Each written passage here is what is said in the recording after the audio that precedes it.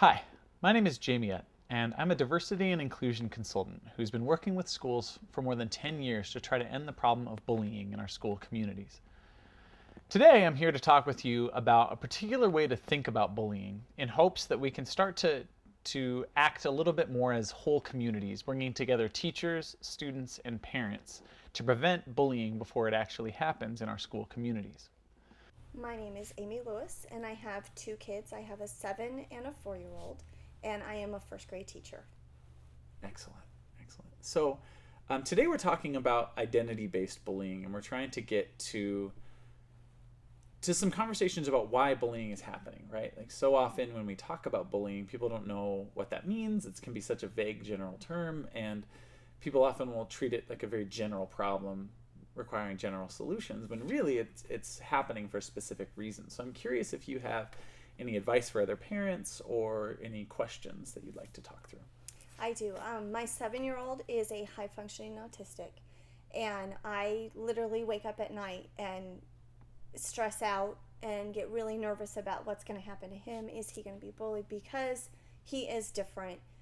It's not as like you couldn't look at him and notice, but when you start talking to him and you're around him, you're starting noticing, and it really scares me that he is going to be a victim of bullying because of that, because he is different. Mm-hmm. Yeah, and I think that the way that inclusion is a part of school communities more and more, where students with different disabilities are included in all activities throughout the day and regular classrooms and so on. It creates more anxiety, I think, for a lot of parents, particularly when their kids have disabilities. And what I would encourage is, particularly if you've felt like, oh, it's not happening much yet, but I'm worried about the future. Right. What I always say to parents is that proactive approaches are the best, right? So that can mean a lot of different things. That can mean starting to create a strong relationship with people in the school where he'll be attending before there's an issue, right? Like, so having a few go-to teachers that you can trust to ask them questions and to bring them into the fold.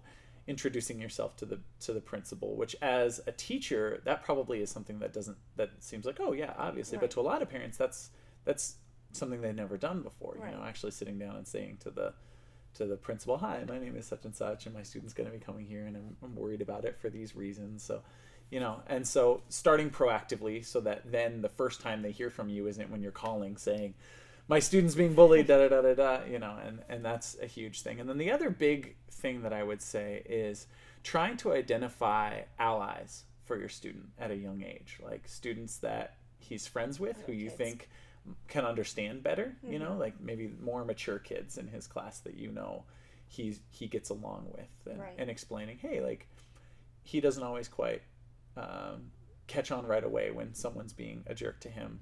Can you help us with that process? Or allies who might come to you and alert you if there's problematic behaviors, because a lot of times kids carry shame. They don't want to come to their parents about it when they're being mistreated. And so those two things, both having allies in the school at the administrative and teacher level, and also having young people as allies who can help you, I think are really key, because so much there's two things that we talk about. We talk about response and we talk about prevention. Having the administrators and the teachers aware of your concerns ahead before it's a problem is a very preventative way of thinking about it, saying that they're going to sort of make sure that he's included, and that that if they see something, they address it immediately rather than after it's gone on for a few weeks. That's the preventive. But also, by having allies, then your son or daughter, in this case son, has someone who in the moment can intervene, either to tell him, hey, I don't agree with them, I think you're awesome, like I love you for who you are, just in that moment, or somebody who can say to that other person, hey, that's not cool, like leave him alone. Okay. I think those are key things that even now you can start doing years ahead of time, that you can start to build those relationships. Okay. So yeah, any other questions that you have? I do. And then I have a 4 year old daughter. And when I was in junior high, I kind of experienced the mean girl type thing where things were being said to me. And I was able to stand up for myself and kind of let that person know that that wasn't okay. And then she left me alone after that. And then I kind of took on the role through junior high and high school of kind of protecting the other girls and standing up for them, for my friends who the same thing was happening to.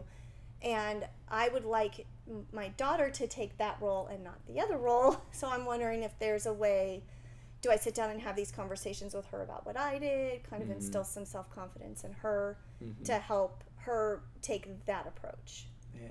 Yeah, and I think, well, there's a few different things that you can do. But I think what you bring up is a really important thing that I want to highlight, because 80% of girls by the age of 17 have body image issues, and many of them say that it's because of how they were treated in school for how they look, right?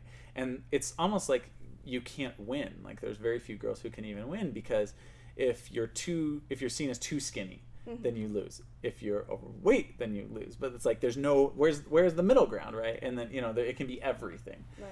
And so it's a really common problem that you experienced, and that undoubtedly at some point or another your daughter is going to experience. And so I think a couple of things, by being able to, so often I think that we treat our kids, and I see this happen with so many different parents, and I've done it when I talk to the young people that I work with. We treat them as if they're not capable of having intelligent conversations that, are obviously age appropriate, but even still that they can think critically, and so often we don't necessarily look at them that way.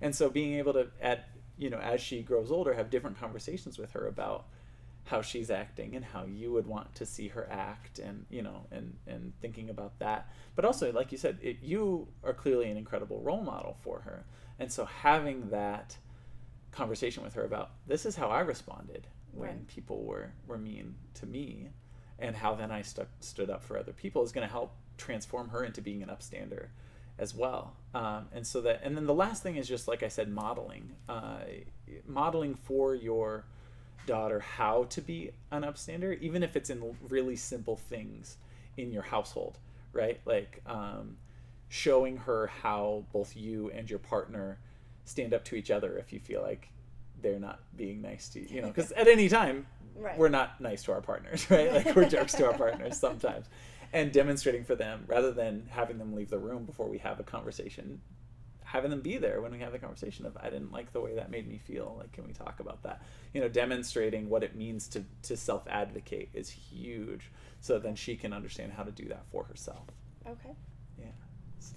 And then my last question is, as a teacher, I have 6-year-olds, but we have had conversations. There was an incident the other day with one student, kind of pointing out that another student didn't finish their math fact test. So we then talked about how everybody's not good at everything, but everybody's good at something, and that's okay. And is that kind of a good way to start a difference conversation? Because with kids that young, you don't necessarily go into some of the deeper topics that they might not understand. Yeah. Well, and I would say, yes, absolutely. What you demonstrated is perfect, is recognizing that just talking to them about diversity in ways they can access and ways they can understand is going to be key. It's going to be key to helping them, through that process. But then also, one thing that I'll encourage you to consider is that students of color are cognizant that race exists by 4 years old. White students, it's not until 8 or 9. Okay. And so, thinking about what is the race of the student that you're working with. If it's a student of color, you might be able to have a conversation with them about race, right? And with a white student, finding a way to have a conversation with them about race, which is a concept they don't understand, is also another thing to tackle. So then addressing it on a student by student basis based on what you think they might be able to access is important. And what I always say is finding a way to make the conversation age appropriate. So for having a whole class conversation talking about diversity in the way that you did, which is that I'm really good at math, and my partner is really good at writing, and we're both, that's good that we're both, but I have to go to him for help and he has to come for me for help, right? And that we help each other out, because I'm not going to be good at everything, and just like you're not going to be good at everything, you can go to each other for help. Is really key. And then as they get older, like with your kids, as they get older, finding ways to access those conversations with them that you recognize are age appropriate, as they start to notice race, or when they start to think about things like their own gender or their own sexual orientation, or if you have conversations with them about religion or wealth, all those kinds of things become more accessible to them as they get older, and so finding ways to level up the conversation are key. Okay. Yeah. And then do you have any advice that you might give parents as both a teacher and as a parent yourself about how they might address these things? Well, I think one thing that parents should instill in their kids is a self-esteem, self-confidence within themselves, and really modeling just how they treat everyday people. When you go to a restaurant, do you say please? Do you say thank you to the servers? You know, how you ask people for things, how you talk to people, how you talk to each other, and how you talk to your children is really going to be a reflection on how your kids talk and treat other people. I think spending a lot of quality time with your kids and really knowing your kids and how they behave, so that if their behavior does change, then you start asking the conversations. Building a relationship with your teacher, with the principal, finding out how things work in the school. If something happens, how is it handled, so that you're not storming in not knowing if how to handle something, or if it's already been handled. I think is just really getting to know your kids and what they act like, so that if there is a difference, you can sit down and talk with your children about what's going on. Yeah, perfect, excellent, thank you.